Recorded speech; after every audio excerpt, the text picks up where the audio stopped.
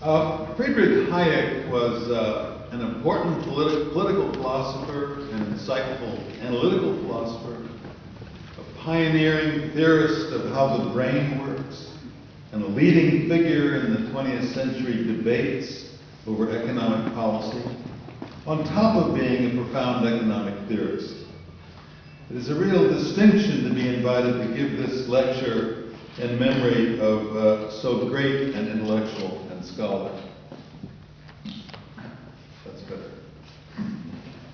Now let me talk in the brief time remaining about Hayek's work on dynamism.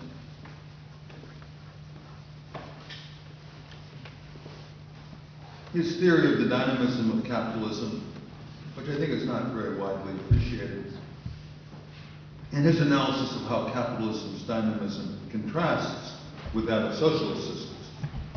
His observation that there exists in any healthy economy, especially if it is advanced, vast amounts of specialized information and informal knowledge among the economy's participants plays a basic role here, but there's a lot more to the subject than that. It might be wondered whether that argument has applicability to market socialism. Curiously, Hayek never responded to proposals surfacing as early as 1921 to combine state control of enterprises, to use socialist terminology, with markets, an idea that Mises had addressed in his 1922 book, Socialism. In the formulation of market socialism by Oscar Lange in 1937, the government would, in effect, run auctions, or simply act to measure excess demands and supplies for the various farm goods, factory goods, and so forth. Lange was implying, in answer to Mises and Hayek, that a decrease in costs in producing one of these goods, for example, say as a result of an increase in specialized information about methods of producing that good. Such a decrease in cost would be reflected in an increased supply of output and excess supply and thus a lower price, just as under private ownership. So Hayek didn't really, it seems to me, explain to some students very well what his problem was with market socialism. He explained very well what his problem was with central planning. But Hayek could have addressed, could have responded.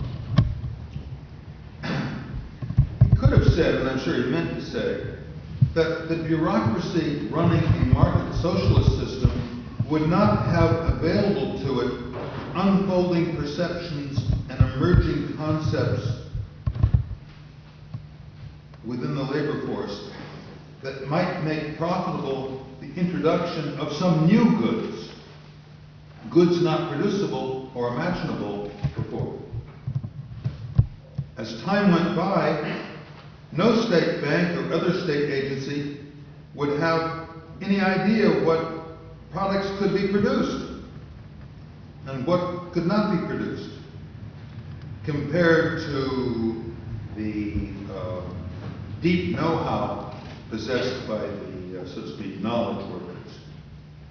Thus, Hayek's insights on information and knowledge suggest that socialist systems, even market socialism, fails to provide a mechanism for endogenous, well-directed commercial innovation. And that's why Hayek, to my initial puzzlement when I was reading Hayek, why Hayek never bothers to distinguish between central planning and market socialism. It's all just socialism to him, and he proceeds merrily along in critiquing it. And it's not clear to a beginning reader how his objections apply to market socialism. But this raises the question, okay, socialism is no good at innovation, but then how do capitalist systems manage to be good at innovation? How do they do it? Hayek's analysis is not systematic, being spread over several decades, but provides the key clues. It is evident that from his 1930s insight that each person in business or professional life has experience and observations that no one else has. It's evident from that insight. It's evident from that insight of Hayek's that Hayek finally comes to see, or it's plausible thinking, he finally came to see that the resulting private knowledge of each person is the soup from which an original idea may come. An idea that the person can be pretty sure, pretty confident no one else has come up with, and no one else will come up with in the near future, because he knows it's knowledge that's unique to him or her. Furthermore, as Hayek implies in his 1940s book, The Road to Serfdom, in a capitalist system, the conceiver of such a new idea is generally free, like everybody else, to try to implement the commercial application of the idea. That is, to pursue the development and launch of the new product.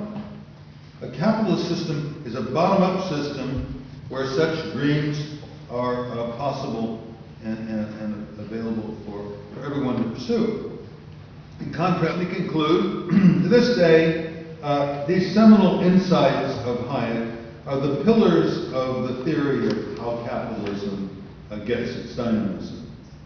Schumpeter's 1911 model may have been good enough to describe the proto-capitalism from the 17th century to the early 19th century, where the whole story was the great navigators and scientists in white coats. But we needed Hayek to understand the dynamism of modern finance capitalism. Thank you.